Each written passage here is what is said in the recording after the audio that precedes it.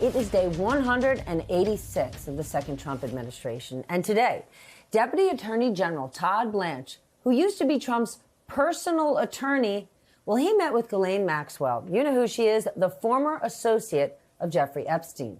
Today, Blanche posted the following, quote, I met with Ghislaine Maxwell, and I will continue my interview of her tomorrow. The Department of Justice will share additional information about what we learned at the appropriate time, end quote. The very unusual meeting is the administration's latest attempt to deal with the massive backlash it is facing over the Epstein investigation. My colleague Garrett Haake has all the details. Watch this. Tonight, Attorney General Pam Bondi's top deputy meeting at a Florida courthouse with Ghislaine Maxwell, the convicted accomplice of notorious sex offender Jeffrey Epstein. Deputy Attorney General Todd Blanche meeting privately with Maxwell and her attorneys. Earlier this week, Blanche posted if Maxwell, quote, has information about anyone who has committed crimes against victims, the FBI and the DOJ will hear what she has to say. This tonight from Maxwell's attorney. She answered all the questions truthfully, honestly, and to the best of her ability. The Trump administration seeking to cool the ongoing firestorm over its handling of the DOJ's files on Epstein. Today's meeting blasted by Democrats. There is every reason to fear that Donald Trump could offer Ghislaine Maxwell a pardon in exchange for silence or even worse, phony exoneration. It comes 24 hours after the Wall Street Journal report, citing senior administration officials, that the president was briefed in May by Bondi that his name appears in the unreleased files. The Journal reporting the files contained what officials felt was unverified hearsay about many people, including Trump, who had socialized with Epstein in the past, and that being mentioned in the records is not a sign of wrongdoing. The White House calling the story fake news. NBC News has reviewed over 1,000 pages of documents tied to Epstein or related investigations and conducted interviews with dozens of victims and attorneys, and none has suggested Trump committed a crime. And tonight, the Wall Street Journal has new reporting about that book of birthday cards Epstein received back in 2003. Last week, if you remember, they reported on Trump's card in that book, which Trump then said was fake. Well, tonight, the Journal reports that the book also includes a personal birthday message from former President Bill Clinton, and that both Clinton and Trump were listed in the Friends section of the book's table of contents. That is according to documents reviewed by the Wall Street Journal. NBC News has not independently reviewed any of those documents. A spokesperson for President Clinton declined to comment and referred to a previous statement that Clinton had cut off ties more than a decade before Epstein's 2019 arrest and didn't know about his alleged crimes. And tonight, the New York Times has new reporting on Trump's role in that birthday book. The Times reports Trump's name appears on a list of contributors to the book. The report also says Trump inscribed a copy of his 1997 book, Trump, The Art of the Comeback, to Epstein with the message, to Jeff, you are the greatest. That is according to documents reviewed by the New York Times. NBC News has not reviewed or verified any of this material. The White House said in a statement that Trump had kicked Epstein out of Mar-a-Lago for, quote, being a creep, and that this is nothing more than a continuation of the fake news stories concocted by the Democrats and the liberal media, end quote. With that, let's get smarter with the help of our leadoff panel. Peter Baker is here, chief White House correspondent for the New York Times. Amna Nawaz, co-anchor of PBS NewsHour and MSNBC contributor. Sam Stein, managing editor for The Bulwark and an MSNBC contributor. And former U.S. Attorney Joyce Vance, who spent 25 years as a federal prosecutor. Peter, I turn to you first. Tell us about your paper's new reporting tonight. Yeah, look, this is one more story that keeps the story alive, right? We already knew, of course, that Donald Trump was friends with Jeffrey Epstein. We already knew, of course, that Donald Trump had a tendency toward, crude jokes about women and so forth. Everybody who heard the Access Hollywood tape knows that.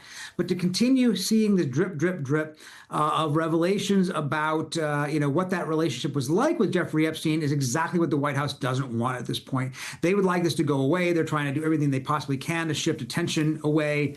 But this undercuts the notion that somehow Trump had nothing to do with this book, which he claimed in his lawsuit in attacking the Wall Street Journal for its original reporting about the body note that they say was included in that book. Yes, of course. Last week, the White House responded to that Journal reporting saying it was fake.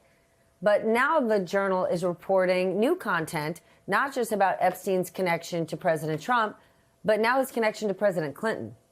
Peter.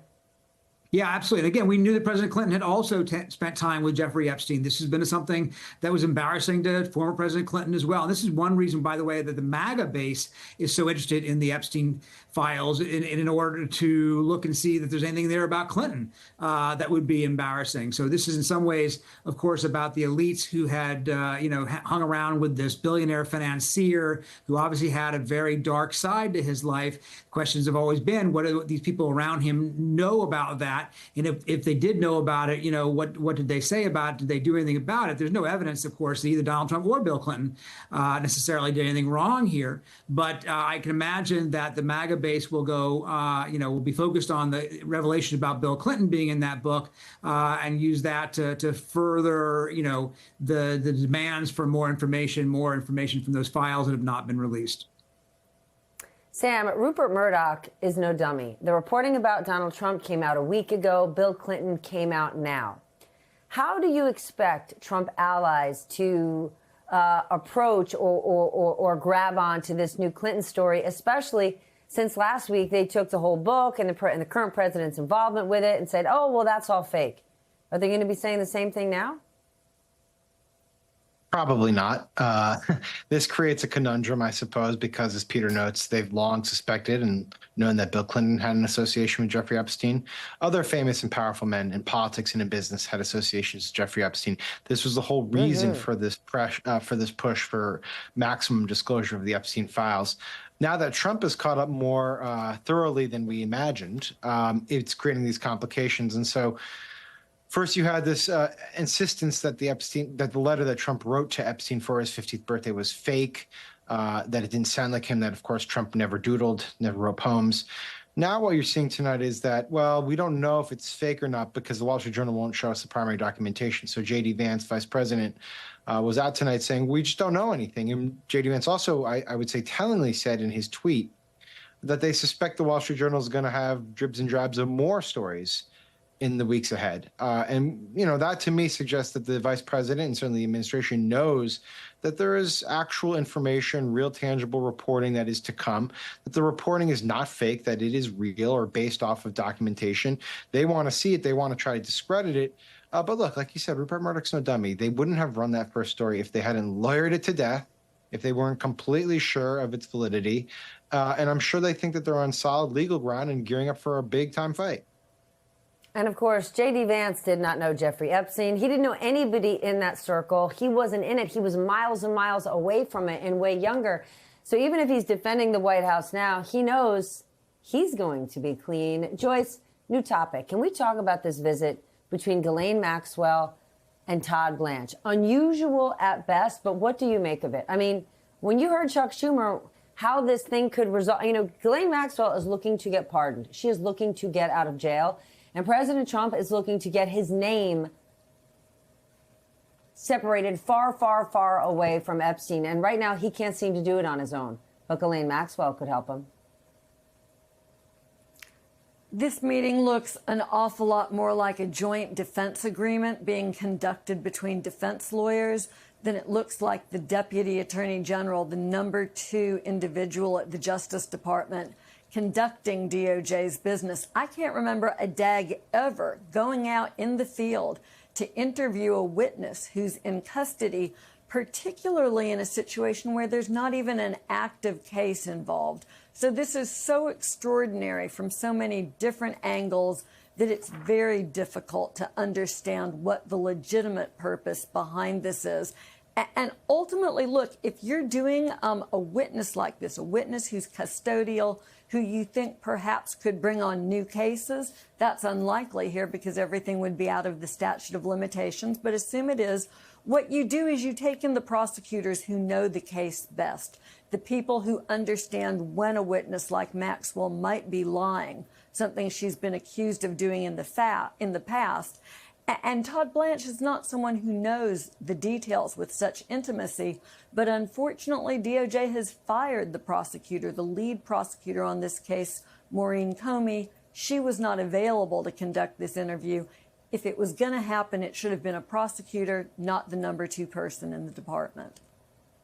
Amna, we also know that Todd Blanche himself has a personal relationship with Maxwell's attorney, just like another situation with the most powerful people full of conflicts of interest. Doesn't this very meeting and this relationship, feed into this idea that has MAGA so outraged that the elites operate with a different set of rules and they're lying to the rest of the world? I mean, Stephanie, I think that is exactly it at this moment. The sell to the MAGA base for a long, long time, from those closest to then candidate Trump, now President Trump, you're talking about Kash Patel and Dan Bongino and others, was that there was something to see here. There was some cover up, that this was powerful people, the elite, covering for each other. And when President Trump took office, all of this was to be revealed. And so when you continue to say there is smoke, there's got to be fire, and then you show up and say nothing to see here, that raises a lot more questions. And I think that's where you're starting to see a lot of this distrust and frustration within the MAGA base. To your point, there's a way to go about this investigation with a disinterested attorney, as Joyce is pointing out, someone who could go in and say, my pure interest is the pursuit of the unvarnished truth, and speaking to Ms. Maxwell in this capacity, someone with familiarity on the case, someone who's not personally invested. Todd Blanche is not necessarily that person, given not only his personal relationship as a previous attorney for the president, but also, as you now mentioned, having a relationship with the attorney for Ghislaine Maxwell. So whether or not that's going to be enough to satisfy the base, those who are still asking questions, who want to see full release of the files, who want to see their questions answered, remains to be seen. But it's worth pointing out we're already seeing those fractures. Something like a third of all Republicans recently polled say they disapprove of the way that the president has been handling this issue. That's in the larger context of disapproval ratings around 37% for this president 6 months into his second term, when he'd much rather be talking about the economy and immigration and foreign policy, and instead is forced to message around this.